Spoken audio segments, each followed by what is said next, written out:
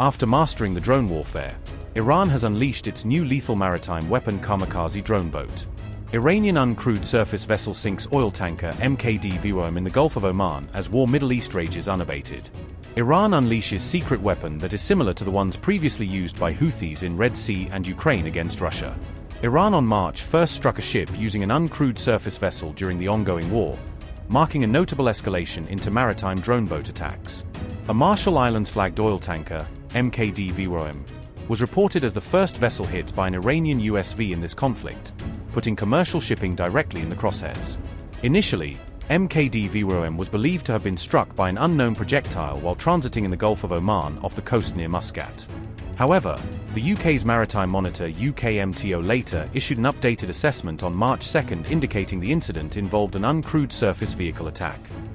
United Kingdom Marine Trade Operations said, and I quote, "UKMTO has received confirmation that the vessel was attacked by an uncrewed surface vehicle, USV, and that the crew has been evacuated to shore. Authorities are investigating. Vessels are advised to transit with caution and report any suspicious activity to UKMTO," unquote.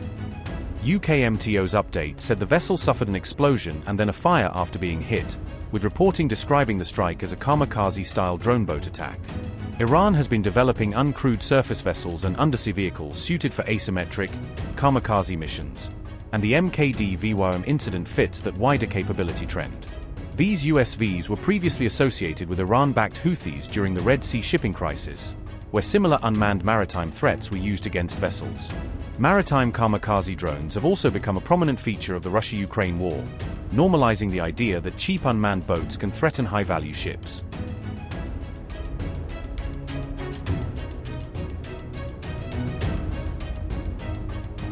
This comes as Iran's IRGC said it was shutting down the Strait of Hormuz, a crucial global maritime trade choke point, sharply raising the risk premium for shipping and energy markets.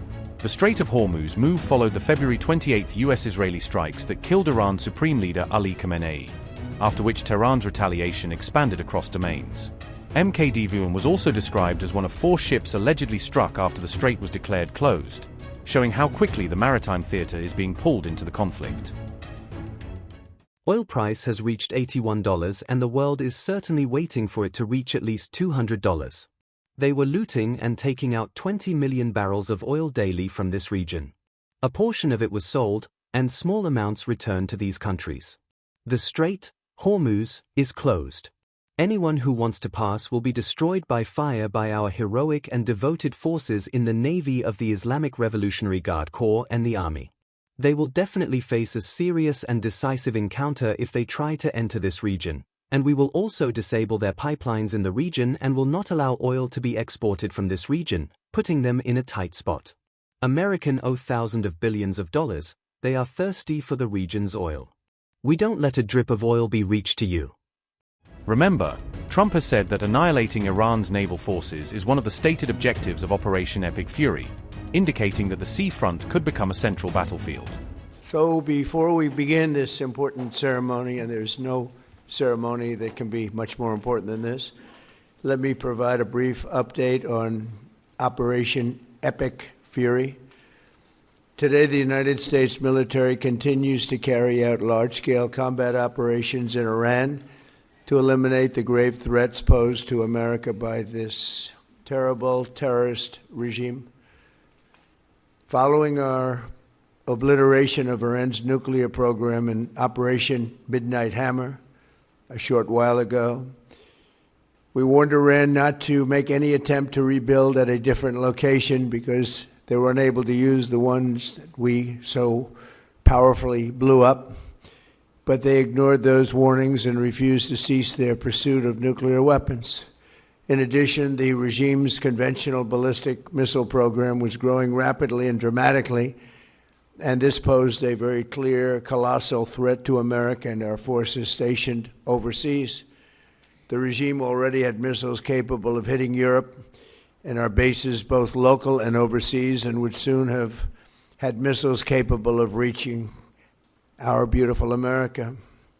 The purpose of this fast-growing missile program was to shield their nuclear weapon development and make it extraordinarily difficult for anyone to stop them from making these highly forbidden by us, nuclear weapons. We were the ones that were complaining. We were the ones that wanted it stopped. But everybody was behind us. They just didn't have the courage to say so.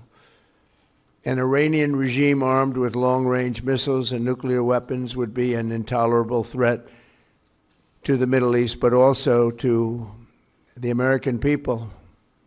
Our country itself would be under threat, and it was very nearly under threat.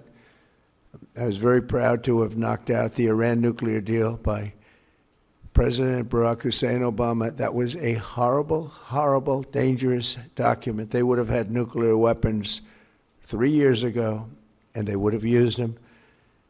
But I'll not let that happen.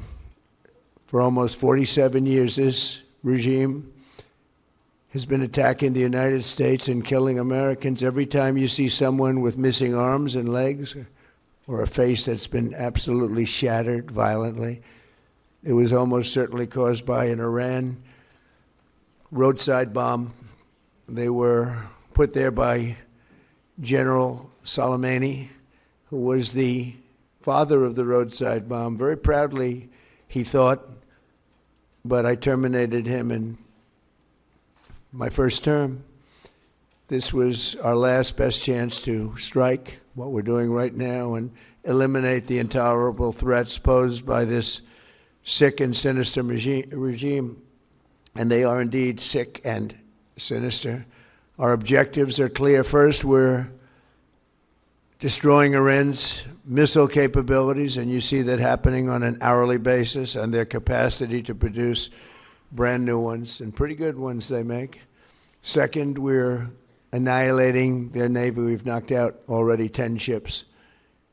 They're at the bottom of the sea. Third, we're ensuring that the world's #1 sponsor of terror can never obtain a nuclear weapon. Never going to have a nuclear weapon. I said that from the beginning. They're never going to have a nuclear weapon. They were on the road to getting one legitimately through a deal that was signed foolishly by our country. And finally, we're ensuring that the Iranian regime cannot continue to arm, fund, and direct terrorist armies outside of their borders. And we thought we had a deal, but then they backed out, and they came back, and we thought we had a deal, and they backed out. I said, you can't deal with these people. You've got to do it the right way. Today, we grieve for the 4 heroic American service members who have been killed in action and send our love and support to their families. In their memory, we continue this mission with ferocious, unyielding resolve to crush the threat this terrorist regime poses to the American people, and a threat indeed it is. We have the strongest and most powerful, by far, military in the world, and we will easily prevail. We're already substantially ahead of our time projections, but whatever the time is, it's okay. Whatever it takes, we will always, and we have right from the beginning, we projected 4 to 5 weeks, but we have capability to go far longer than that. We'll do it. Whatever somebody said today, they said, oh, well, if the president wants to do it really quickly. After that, he'll get bored. I don't get bored. There's nothing boring about this. Do you agree with that, Pete? I don't think there's anything, Mr. General. I think there's nothing boring about it. Somebody actually said from the media, I think he'll get bored after about a week or two. No, we don't get bored. I never get bored. If I got bored, I wouldn't be standing here right now, I guarantee you that, to go through what I had to go through.